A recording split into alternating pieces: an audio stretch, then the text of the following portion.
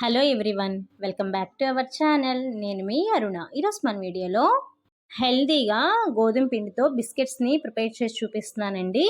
మనం బయట బిస్కెట్స్ని తిన్నప్పుడు ఎంత టేస్టీగా అయితే ఉంటాయో సేమ్ ఈ బిస్కెట్స్ని కూడా అంతే టేస్టీగా చూపించబోతున్నానండి.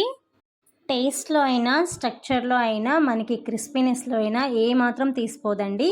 ఎంత క్రిస్పీగా వచ్చాయో ఒకసారి వీడియోలో చూడండి.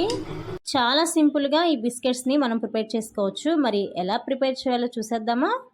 ముందుగా ఒక మిక్సీ జార్ని తీసుకొని అందులో ఒక 1 కప్ వరకు గోధుమ పిండిని వేసుకోవాలి. గోధుమ పిండిని నేను జల్లించి వేసుకుంటున్నానండి. గోధుమ పిండిని జల్లించి మనం బిస్కెట్స్ని చేయడం వల్ల బిస్కెట్స్ చాలా బాగా వస్తాయి. మనం ఏ కప్తో అయితే గోధుమ పిండిని తీసుకున్నామో సేమ్ అదే కప్తో ఒక అరకప్ వరకు బెల్లాన్ని వేసుకోవాలి. ఇందులో 10 జీడిపప్పుల్ని 10 బాదం పప్పుల్ని వేసుకోవాలి. బిస్కెట్స్కి మంచి ఫ్లేవర్ రావడానికి 2-3 యాలకులను కూడా వేసుకోవాలి. మీరు కావాలంటే యాలకుల పౌడర్ని కూడా వేసుకోవచ్చు.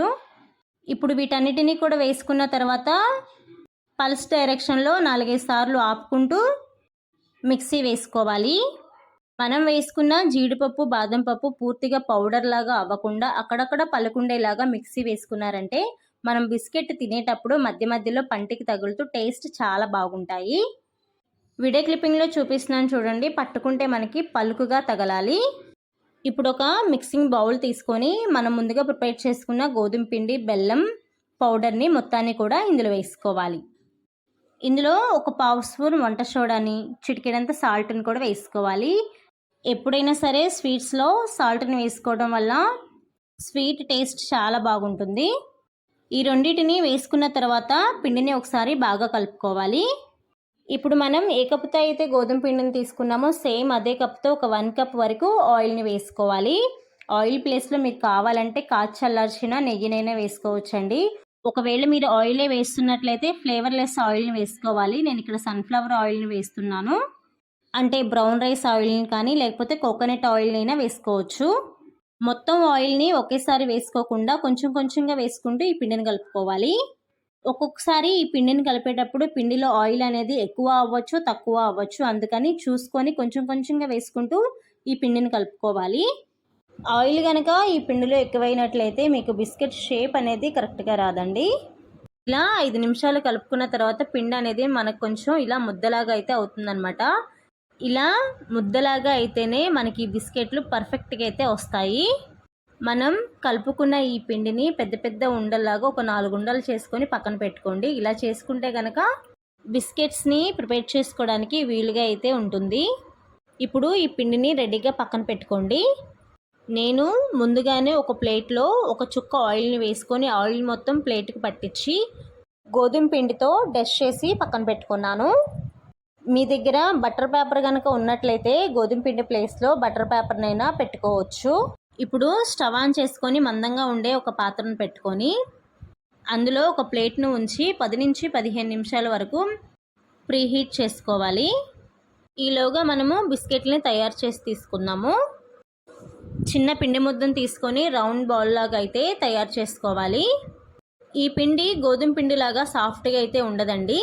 మధ్య మధ్యలో పగుళ్ళు అనేవి వస్తాయి. అందుకని ఈ ఉండను చేసేటప్పుడు మునివేళ్లతో బాగా ప్రెస్ చేసుకుంటూ చేసుకోవాలి. ఆ తర్వాత 2 చేతుల మధ్యలో పెట్టి ఇలా రౌండ్ బౌల్ లాగా చేసినట్లయితే మనకి ఎక్కడా కూడా పగుళ్ళు అనేవి రాకుండా అరచేతిలో పెట్టి ప్రెస్ చేసి అంచుల్ని కనుక క్లోజ్ చేసినట్లయితే మనకి చక్కగా బిస్కెట్ అనేది ప్రిపేర్ అయిపోతుంది.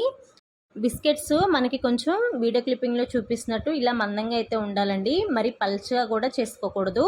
ఇలా తయారు చేసుకున్న బిస్కెట్స్ని మనం ముందుగా గోధుమ పిండితో డస్ట్ చేసుకున్న ప్లేట్లోకి అయితే పెట్టుకోవాలి. నేను లైట్గా జీడిపప్పు బాదం పప్పుతో పైన ఇలా డెకరేషన్ లాగా చేసుకున్నానండి. మీకు ఇలా నచ్చితే చేసుకోండి, లేకపోతే స్కిప్ చేసైనా చేసుకోవచ్చు బిస్కెట్స్ని.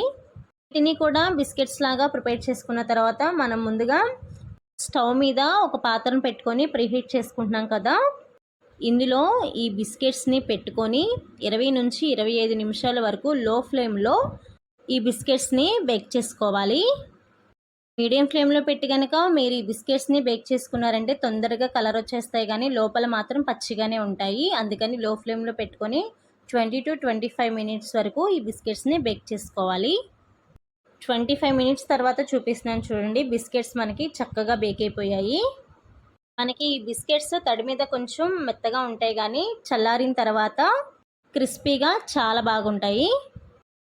ఈ బిస్కెట్స్ పూర్తిగా చల్లారేంత వరకు కూడా పక్కన పెట్టుకోవాలి. పూర్తిగా చల్లారిన తర్వాత చూపిస్తున్నాను చూడండి. చేత్తో ఇలా అనగానే వచ్చేస్తాయి బిస్కెట్స్.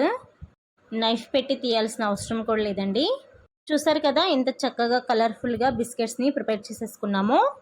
ఈ బిస్కెట్స్ని చల్లారిన తర్వాత సర్వ్ చేసుకున్నారంటే టేస్ట్ చాలా బాగుంటాయండి. సేమ్ ప్రాసెస్లో మీరు కూడా ప్రిపేర్ చేసుకొని టేస్ట్ ఎలా ఉంది అని చెప్పేసి నాకు కామెంట్ సెక్షన్లో కామెంట్ చేయడం మాత్రం మర్చిపోవద్దు. ఈ వీడియో కనుక మీకు నచ్చినట్లయితే మీ ఫ్రెండ్స్ అండ్ ఫ్యామిలీ మెంబర్స్కి షేర్ చేయండి. ఇలాంటి simple and tasty yummy recipes కోసం మన ఛానల్ని వెంటనే సబ్స్క్రైబ్ చేయండి. So thanks for watching my video.